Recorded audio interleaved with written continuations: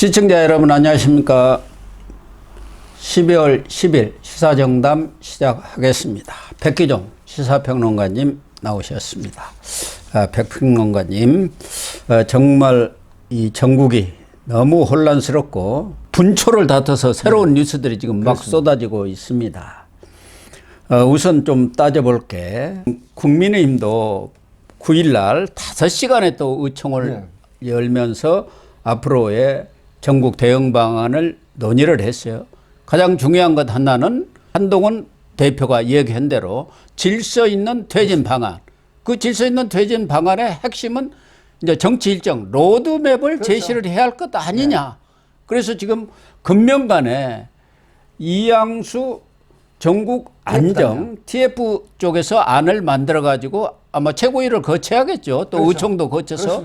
그래서 금년간 발표가 될 것 같은데, 어제도 이 질서 있는 퇴진 방안의 핵심은 언제 윤석열 대통령이 물러나고 대선을 치러야 할 거냐. 그게 또 정치적으로 정무적으로 판단할 때 우리한테 언제 하는 게 가장 유리하냐를 놓고 아주 의원들 간에 백가쟁명의 언쟁을 벌였다고 하네요. 어떤 내용들입니까? 뭐 사실은 지금 질서 있는 퇴진이라고 하는 부분은 어제 이제 의총 같은 경우는 무려 5시간 동안 진행이 됐는데, 한동훈 대표가 모두 이런 말을 했습니다. 저는 오늘 아무런 말이나 제안을 하지 않겠습니다. 그래서 의원들이 그 기탄 없는 가감 없는 발언을 제안을 해주시기 바랍니다. 이렇게 해서 30여 명의 의원이 발언을 했습니다. 근데 말씀하신 것처럼 백가쟁명식 해법을 내놨다고 하는데, 사실은 지금 질서 있는 퇴진이라고 하는 부분은 가장 초점이 맞춰지는 게 여권에서는 바로 이제 어제 의총에서 나온 얘기는 내년에 내년에 이재명 대표의 사법 리스크가 현실화되는 시점. 그러니까 적어도 2025년 6월까지 사실은 이 질서 있는 퇴진 기간, 소위 로드맵을 어떻게 해야 되느냐.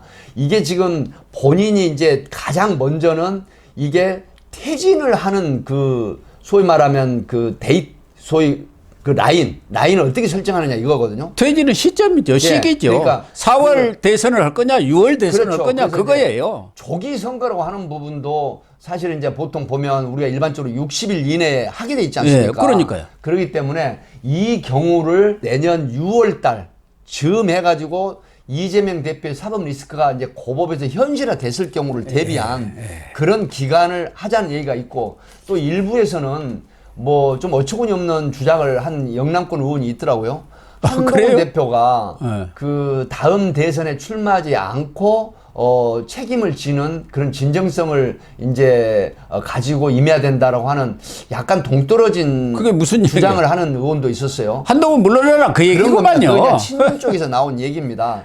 이제 그 와중에 그렇게 되고, 지금 하야라고 하는 부분의 그 수단이 하나 있는데, 이제 이렇게 됐을 때 그렇다라고 하면 지금 대선을 치른다라고 하면 누구한테 유리하냐라고 하면 이재명 대표인데 유리한 상황이 돼도 되지 않습니까? 뭐 그냥 상납해버리는 거죠. 이 로드맵, 그 이양수 의원은 제가 뭐 개인적으로 이제 뭐 아는 분, 방송도 같이 하고 있으냐 오래전부터 아는 분이긴 합니다만, 이 TF 위원장이 어떤 로드맵을 제시를 할지 모르겠지만 지금 윤석열 대통령의 의중도 상당히 중요하다고 보거든요. 그렇죠. 경우에 따라서는 윤석열 대통령이 나 내일이라도 하야하겠다 하면 2달 후에 선거 치러야 합니다. 그렇죠. 60일 이내에 해야 되기 때문에.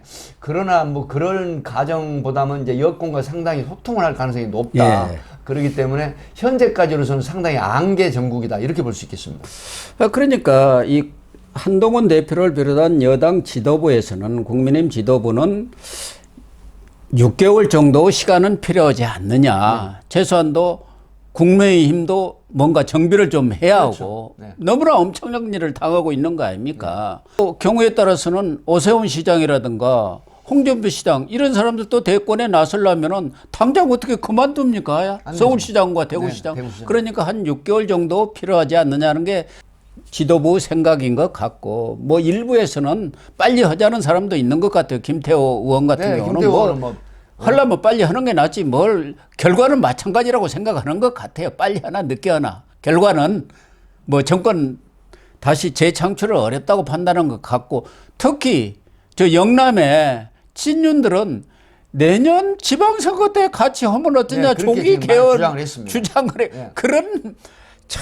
그런 상황 판단을 하는 사람도 지금 있는 것 같아요. 그러나 현실적으로 그건 불가능한 거 아닙니까? 불가능합니다. 뭐 국민 투표까지 해야 되는 상황이고요. 예. 정말 그런 부분은 어려운 상황인데 다만 이제 제가 좀 분석 내지는 말씀을 드리고 싶은 건 현재 상황이 진영 논리로만 보면 안 되는 부분이 분명히 있습니다. 예. 그렇기 때문에 여권, 야권의 어떤 그 진영이나 당리당략 차원에서 그 진행을 하는 이런 로드맵보다는 정말로 국가에 도움이 되는, 그 다음에 현 이 난국이 어떻게 풀릴 것인가, 정치적으로도 이런 부분에 좀 입각한 그런 어떤 고심을 해야 되는 그런 난제다, 이렇게 봅니다. 그리고 또 하나는 7일 날 윤석열 탄핵안은 부결이 됐습니다만은 또 14일 날 탄핵안이 다시 또 표결에 붙여지지 않습니까? 지금 12일 날 탄핵안을 보고를 국회에 하면은 72시간 내에 24시간 이상 72시간 네, 이내에 하니까 14일 날 토요일 날 다시 재발의가 되는데 한나는 지난번에는 탄핵안 표결에 불참을 해가지고 많은 비난을 들었기 때문에 비판을 받았죠. 이번에 2차 탄핵안 때는 어떻게 할 것이냐 문제가 하나가 있고 또 친윤을 비롯한 국민의힘 일각에서는 그럴 바에는 어차피 탄핵안이 의결이 되더라도 헌재에 가서 최소한도 한 3개월 이상에 걸리지 않느냐. 그렇다고 한다면 큰 차이가 없기 때문에 헌법적 그런 또 법적 테두리 내에서 진행해 가는 것도 한 방법 아니냐. 그것도 질서 있는 퇴진에 가장 좋은 방법 아니냐. 이 두 가지 쟁점이 어제 또 논의가 됐던 것 같아요. 네. 14일 날 사실은 그 지난번 탄핵안에 대한 불참으로 200표가 되지 않아 가지고 불성립이 됐지 않습니까? 네. 이때 이제 나타난 징조 첫 번째 건을 말씀을 드리면 지금 여권의 국회의원, 특히 이 영남권도 그렇지만 특히 충청권, 그다음에 수도권, 강원권 같은 이 지역구 경기권 이런 지역에 있는 여권의 국회의원들에게 진영을 떠나서 엄청난 비판, 심지어 뭐 그 국회의원도 아닌 뭐 김재원 최고위원은 뭐 수천 통의 욕설 내지는 메시지 문자를 받아서 배터리를 충전하면 2시간이 안 간다는 겁니다. 근데 비슷한 경험을 여권의 이 특히 중도 수도권에 있는 그 여권 의원들에게 많이 쏟아졌다고 합니다. 비판이 불참을 통해서 그럼 계엄이 합법이란 얘기냐? 아무리 당론이지만 지역 유권자 내지는 국민을 따르지 않는 그런 불참 표결은 비겁하다. 이런 비판이 많았다고 합니다. 심지어 메이저리그급이라는 조중동 사설이나 논평 칼럼에서도 다 비판했어요. 예. 뭐 방송 얘기할 것도 없고 그런 측면이기 때문에 아마 의총에서는 정치인이죠. 여권을 떠나서 그러기 때문에 그런 비판 여론을 잠재우기 위한 방법으로 14일 날 탄핵 표결에 전원 참여하자라는 의견이 이제 줄을 잃었다고 합니다. 이런 부분인데 그러면은 거기서 과연 탄핵 표결에 참여를 하면은 문제는 8표 아닙니까? 그렇죠. 8표. 네. 지난번에는 안철수, 김혜지 의원 그리고 김상욱 의원 세 사람이 투표를 했어요. 그런데 김상욱은 이번에 찬성표를 던지겠다고 공개적으로 또 얘기를 하더라고요. 그러면은 3표가 확보가 된 거예요. 그럼 5표가 이탈이 되면은 탄핵안은 가결되는 거 아닙니까? 사실은 지금 조경태 의원 같은 경우도 사실은 5선 의원 아니겠습니까? 사실은 내심으로는 탄핵을 빨리 해야 되겠다는 그런 의중이 상당히 비춰지고 있거든요. 말씀하신 것처럼 무기명 비밀 투표 아닙니까? 무기명 비밀 투표이기 때문에 누가 몇 사람을 제외하고는 그 알 수가 없는 상황이면 탄핵이 가결될 수도 있다고 하는 우려가 있죠. 그럼에도 불구하고 지금 일부 여권 의원들이 주장하는 차라리 탄핵을 하자는 얘기도 상당히 이 신뢰받는 그 제안 중에 하나라고 하는 이유가 뭐냐면 지금 질서 있는 퇴진이라고 하는 명분이 여러 가지가 있지만 이 국정의 혼란을 더욱 방기할 수가 없으니까 대통령이 지금 하야를 하면 누가 좋으냐. 이재명 대표가 대권을 거머쥘 수 있다는 거거든요. 그렇다고 하면 탄핵을 했을 때 여권이 짊어지는 부담은 있지만 적어도 3개월에서 4개월 가까운 시간을 벌 수 있다는 겁니다. 그렇게 되죠. 그렇다고 하면 많은 그 여권의 의원들이 생각하는 부분은 차라리 탄핵을 해서 3개월 내지 4개월의 시간을 벌고 지금 이재명 대표가 있는 야권에서는 사실 물 들어올 때 넣어준다고 해가지고요 어마어마한 탄핵을 남발하지 않습니까? 예. 그럼 이게 결국 많은 국민들 시간이 흐르면서 자 대통령이 탄핵이 돼서 헌재에서 이게 기각이 되거나 인용이 될 수 있다는 건 누구도 모릅니다. 예. 그렇다고 하면 3개월 내지 4개월의 시간을 벌고 헌재 판결을 기다리는 동안 정비를 한다는 겁니다. 그리고 탄핵 기간 동안 네. 예, 선거를 하지 않지 않습니까? 2달 후에 오는 겁니다. 그럼요. 그렇다고 하면 5, 6개월을 보는 거예요. 여권에서 주장하는 6개월의 시간이 충분히 있다라는 거죠. 그리고 국민들의 이 지지 성향이라든가 생각하는 방식이 상당히 반전이 일어날 수도 있다. 예. 이런 측면에서 차라리 탄핵은 현 여권에 도움이 될 수 있는 방편이기도 하고 야권에 상당히 치명적인 어떤 전략적으로 치명상을 입힐 수 있는 방안이다. 이런 분석도 나오는 게 현실입니다. 그렇습니다. 그리고 지난번 7일 날은 아마 여의도에 한 30만 명 정도 왔다고 그러는데 네. 한 100만이 넘어가면은 현실적으로 탄핵 불가를 네. 할 수가 없다. 버티기가 어렵다. 이렇게 보는 게 대체적인 시각들 아니겠습니까? 그렇습니다.